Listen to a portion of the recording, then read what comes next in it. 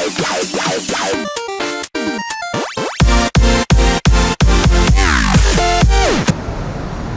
الله الرحمن الرحيم.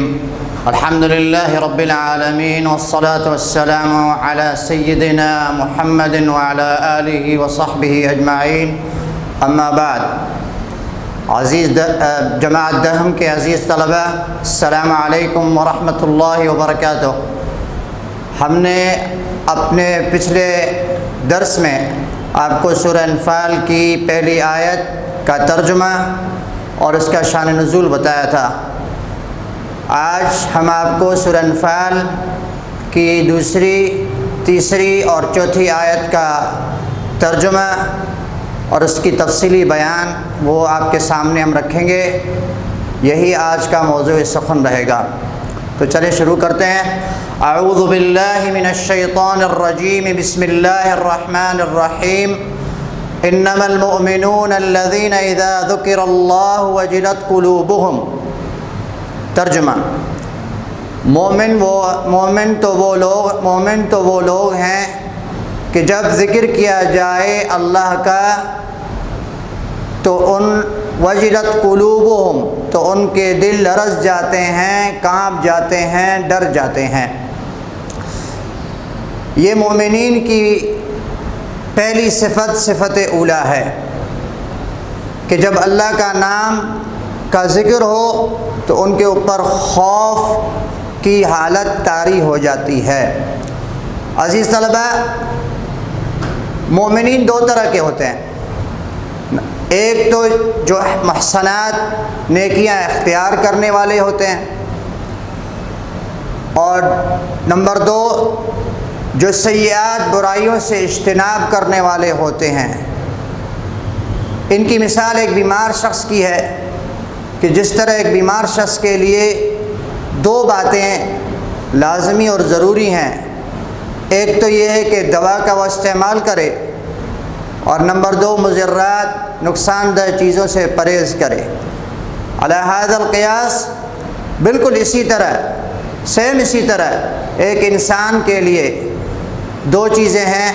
ایک تو وہ ہے کہ حسنات کو اختیار کرے اور سیئات سے اجتناب کرے. یہ اس کے ایمان کی صحت کا دار و مدار اسی پر ہے، اور یہ دونوں چیزیں اس کے لیے لازمی اور ضروری ہیں. آگے فرمایا وَإِذَا تُلِيَتْ عَلَيْهِمْ آيَاتُهُ زَادَتْهُمْ ایمانا، کہ جب ان پر اللہ کی آیتیں پڑھ کر سنائی جاتی ہیں ان کو تو ان کا ایمان بڑھ جاتا ہے، ان کے ایمان میں اضافہ ہو جاتا ہے. یہ ان مومنین کی دوسری صفت ہے، صفت ثانیہ ہے کہ اللہ کے آیات اور احکامات کے سنتے ہی ان کے ایمان کا جو گراف ہے وہ اونچا ہو جاتا ہے. یہاں اس آیت میں جو ایک لفظ آیا ہے آیات، میں اس کی معنی آپ کو بتاؤں گا. آیت کی جمع ہے. آیات کس کی جمع ہے؟ آیت کی جمع ہے. اس کے لفظی معنی ہے ٹکڑا، نشانی یا علامت. اور شریعت کے اصطلاح میں قرآن کے چند کلمات کے مجموعے کو آیت کہتے ہیں. قرآن پاک کے اندر جن سورتوں کی ابتدا حروف مقطعات سے ہے، جیسے صاد، نون، ح، میم، الف لام را، الف لام میم، یہ حروف بھی قرآنی آیات میں زمرے میں آتے ہیں.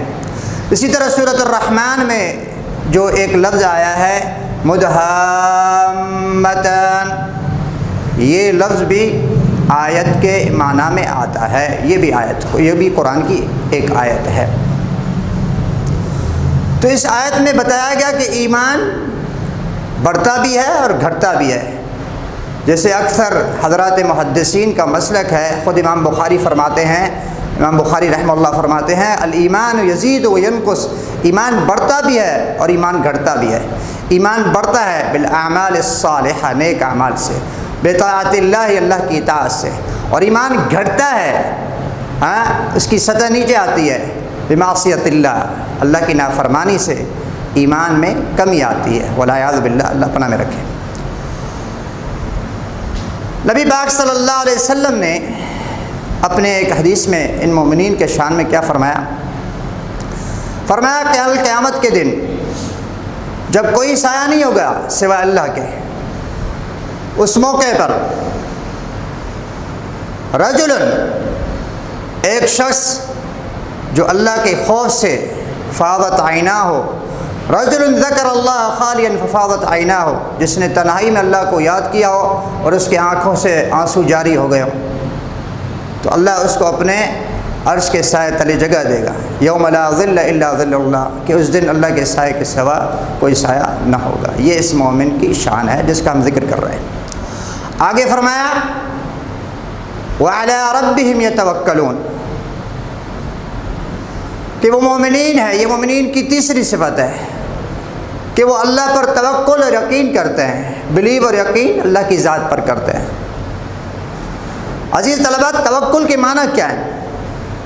کہ ان اسباب ظاہریہ کو استعمال کرتے ہوئے، ان اسباب ظاہریہ سے استفادہ کرتے ہوئے اللہ کی ذات عالیہ پر یقین کرنا، یہ ہے توکل کے معنی، کہ جن اسباب کے اللہ نے خود اختیار کرنے کا حکم دیا ہے، ان اسباب سے اعراض نہ کرنا، ان اسباب دنیاویہ کو اختیار کرنا اور یقین اللہ کی ذات پہ کرنا۔ ٹھیک ہے، یہ توکل کے معنی ہے۔ لیکن توکل کو ہی سب کچھ سمجھ لینا،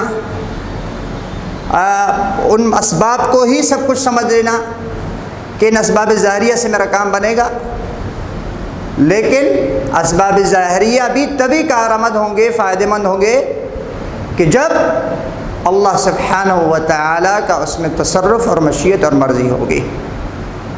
آگے فرمایا الذین یقیمون الصلاۃ، وہ لوگ جو نماز کو قائم کرتے ہیں، یہ ان مومنین کی چوتھی صفت الرابعہ، چوتھی صفت بتائی گئی ہے۔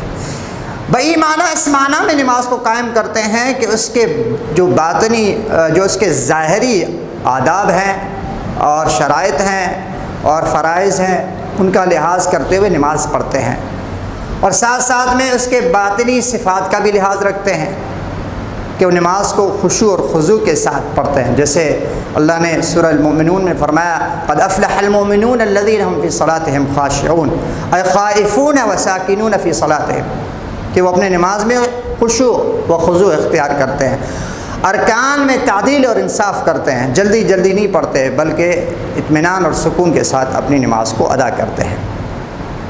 اسی طرح اقامت صلاۃ کی ایک دوسری معنی بھی ہے کہ یؤدون علی وقتہا، کہ وہ نماز کو قائم کرتے ہیں، یعنی اس کو اس کے وقت معینہ اور وقت مقررہ پر پڑھتے ہیں۔ جیسے کہ صحابی ہیں، پوچھتے ہیں، حضرت عبداللہ بن مسعود رضی اللہ عنہ پوچھتے ہیں یا رسول اللہ ای الاعمال افضل، اعمال میں کون سا عمل بہتر ہے کہ جس کو میں کروں؟ تو آپ صلی اللہ علیہ وسلم نے فرمایا الصلاۃ لوقتہا، نماز کو اس کے وقت معینہ اور مقررہ پر پڑھنا یہ اعمال میں سب سے بہتر عمل ہے، سب سے افضل عمل ہے کہ سب نماز کو اس کے وقت پر پڑھنا۔ آگے اللہ فرما رہے ہیں وَمِمَّا رَزَقْنَاهُمْ يُنْفِقُونَ، ہم نے جو کچھ ان کو دیا ہے وہ اس میں سے خرچ کرتے ہیں۔ یہ ان مومنین کی پانچویں صفت ہے جس کا یہاں پر ذکر ہوا ہے، یہ آخری صفت ہے کہ انفاق فی سبیل اللہ کرتے ہیں۔ عزیز طلباء، خرچ کرنے والے تین طرح کے ہوتے ہیں، خرچ کرنے والے لوگ تین طرح کے ہوتے ہیں۔ ایک عوام الناس ہے کہ اگر 40 روپے ہیں تو 1 روپیہ وہ خرچ کرتے ہیں، باقی 39 اپنے پاس رکھتے ہیں۔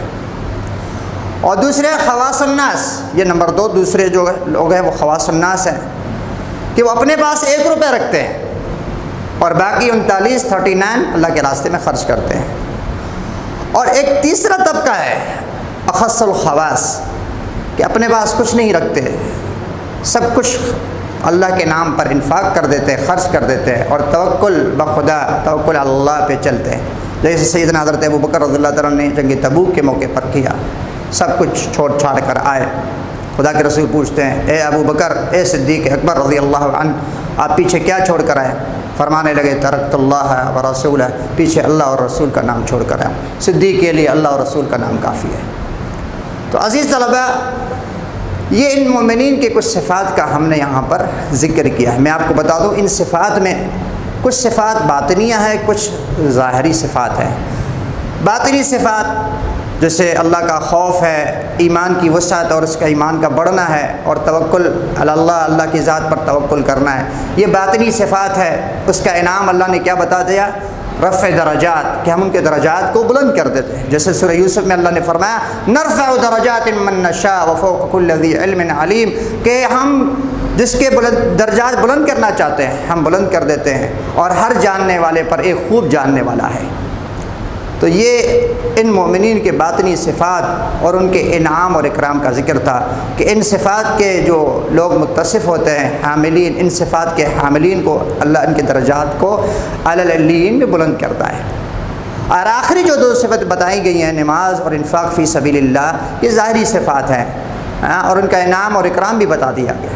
نماز کے لیے بتایا گیا لہم مغفرۃ، ان کے لیے بخشش ہے، اولئک هم الحق لہم درجات عند ربہم ومغفرۃ، مغفرت اور بخشش کی جو نبی سنائی گئی، یہ اس نماز کا انعام اور اکرام ہے۔ اور پھر ورزق کریم، یہ انفاق فی سبیل اللہ، یہ اللہ کے راستے میں جو خرچ کرتے ہیں اللہ ان کو ایک اس کے صلے میں ایک اچھی روزی دیں گے، یہ انفاق فی سبیل اللہ کا انعام اور اکرام ہے۔ عزیز طلبہ، ہم نے آیت نمبر 2 اور آیت نمبر 3 اور آیت نمبر 4 کی جو ہے تشریح اور تفصیل آپ کے سامنے رکھی۔ امید ہے کہ آپ کو ہمارا آج کا یہ پروگرام پسند آیا ہوگا۔ اللہ سے دعا کرتے ہیں کہ اللہ سبحانہ و تعالی ہمیں قرآن پاک کا فہم اور ادراک نصیب فرمائے اور اس پر عمل کرنے کی توفیق عطا فرمائے۔ اللہم اجعل القرآن ربیع قلوبی وذہاب ہمومی وشفاء صدوری وجلاء احزانی یا رب العالمین، آمین۔ السلام علیکم ورحمۃ اللہ وبرکاتہ۔